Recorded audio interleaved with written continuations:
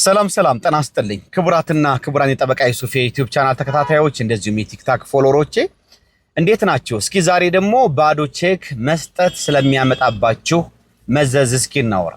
ሰዎች እንግዲህ በተለያዩ የንግድ ግንኙነት ግብይቶች ከሰው ጋር በሚኖራቸው ግንኙነት ቼክ የሚጽፉላቸውን ሰዎች ወይም ደግሞ ቆርጠው የሚሰጧቸውን ሰዎች በማመን በተለያዩ ምክንያቶች ፊርማ ብቻ ይፈርሙበትና ቼኩ ላይ ቀኑ ሳይሞላ የገንዘብ መጠኑ ሳይሞላ ቼኩን የሚመነዝረው ሰው ስም ሳይሞላ ቼኩን ፊርማ ብቻ አስፈረው ባዶ ቼክ ለሌላ ሰው ይሰጣሉ። እንግዲህ ከዚህ ቼክ ቆርጠው እጁ እንዲገባ ካደረጉት ሰው ጋር ከሰጡት ሰው ጋር በመካከል በሚፈጠሩ አለመግባባቶች ይህ ሰው ቼኩን የፈለገውን የገንዘብ መጠን ሞልቶ እንደዚሁም ደግሞ ቼኩ ለክፍያ ባንክ የሚቀርብበትን የፈለገውን ቀን ከፈለገ አቅርቦ ቀኑ ከፈለገ ሩቅ አድርጎ ሞልቶ ለባንክ ያቀርበዋል።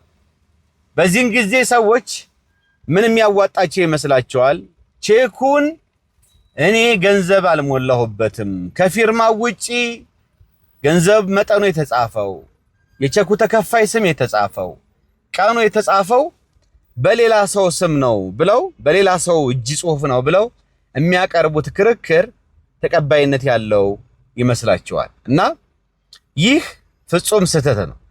ፌደራል ጠቅላይ ፍርድ ቤት ሰበር ሰሚ ችሎት ከዚህ በፊት በሰጣቸው ውሳኔዎችም ቼኩ የተፈረመው በቼኩ ባለቤት መሆኑ እስከተረጋገጠ ድረስ የገንዘብ መጠኑ ቀኑ የቼኩ ተከፋይ ሰው ስም በሌላ ሰው ቢጻፍም ቼኩን አንድ ሰው ፈርሞ እስከሰጠ ድረስ ይህ ሰው በቼኩ ላይ የተጠቀሰውን ገንዘብ የመክፈል ኃላፊነት አለበት በሚል አስገዳጅ ሕግ ትርጉም ሰጥቷል። ግዴታ የቀኑ እንደዚሁም ደግሞ የተከፋዩ ሰው ስም ገንዘቡ መጠኑ በራሱ በቼኩ ባለቤት እንዲጻፍ ሕጉ አያስገድድም። ሕጉ የሚያስገድደው ምንድነው? የሚያየው ቼኩ የተፈረመው በቼኩ ባለቤት ነው አይደለም፣ ይህ ፊርማ የቼኩ ባለቤት ትክክለኛ ፊርማ ነው አይደለም የሚለውን ብቻ ነው ሕጉ የሚያየው። ስለዚህ ፊርማው የኔ አይደለም ቼክ ገንዘብ ሳልሞላ ነው የሰጠሁት ባዶ ቼክ ነው የሰጠሁት የሚሉት ክርክር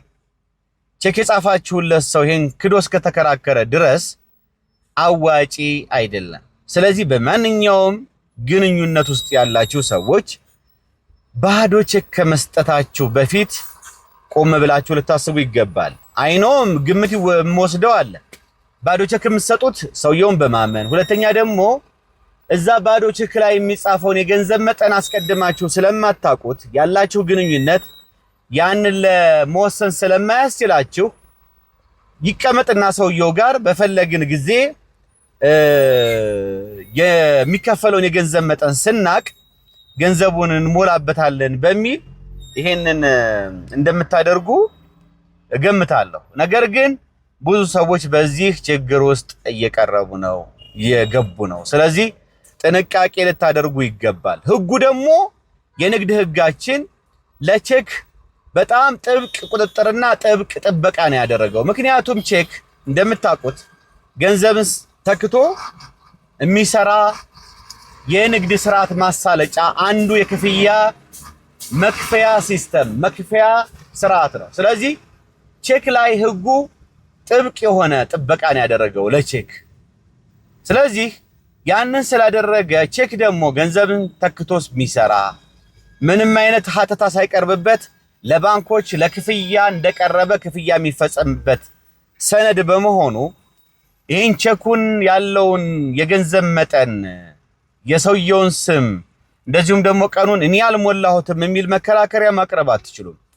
በንግድ ሕጋችን መሰረት በአንቀጽ 717 እና ቀሪ የሕግ ድንጋጌዎች በቼክ ላይ የሚቀርቡ መቃወሚያዎች ምን አይነት መቃወሚያዎች ናቸው? አንድ ሰው በቼክ ገንዘብ እንድከፍሉት ክስ ሲያቀርብባችሁ ቼክ ላይ ያለውን ገንዘብ ላገኝ አልቻልኩም ደረቅ ቼክ ነው የተሰጠኝ ብሎ በፍትሐ ብሔር ከሷችሁ ገንዘብ ሲጠይቅ ከናንተ ልታቀርቡባቸው በቼኩን መሰረት አድርጋችሁ ልታቀርቡት የምትችሉት መቃወሚያ ምንድነው የሚለው ተቀምጧል፣ ተዘርዝሯል። የሚቀርቡ መቃወሚያዎች አንደኛ በመካከላችሁ ያለ የውል ግንኙነት ካለ የግል ግንኙነት ካለ እና ይሄን ቼክ የማከፍሉበት ምክንያት በዛ በውል ግንኙነታችሁ በግል ግንኙነታችሁ ያንን በሱ በኩል ሊፈጸም የሚገባው ግዴታ አለ። ያንን ሳይፈጽም ይሄን ቼክ ልከፍል አይገባኝም ብላችሁ የምታቀርቡት ካለ እንደዚሁም ቼኩን የተጻፈበትን መሰረት የምታደርጉ ከሆነ ተታልዬ ነው ተገድጄ ነው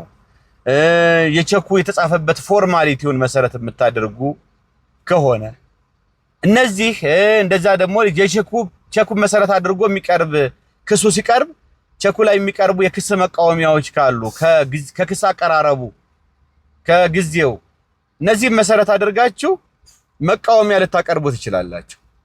ከዛ ውጪ ሌሎች ነገሮችን መቃወሚያ አድርጋችሁ ማቅረብ አትችሉም። እና ብዙ ሰው ዝም ብሎ እንደ ግብር ይውጣ እንደ በቸለተኝነት ቼክ ወረቀት የሚመስላቸው ሰዎች አሉ።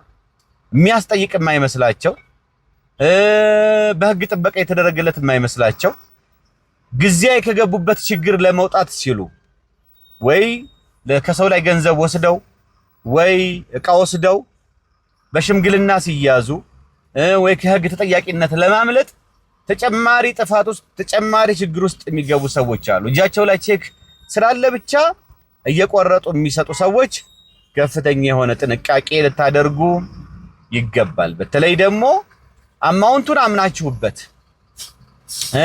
ቼክ የምትጽፉለትን ሰው አውቃችሁት ቼኩ ባንክ ቀርቦ የሚመነዘርበትን ቀን አውቃችሁት ቼኩን ብጽፉ አንድ ነገር ነው።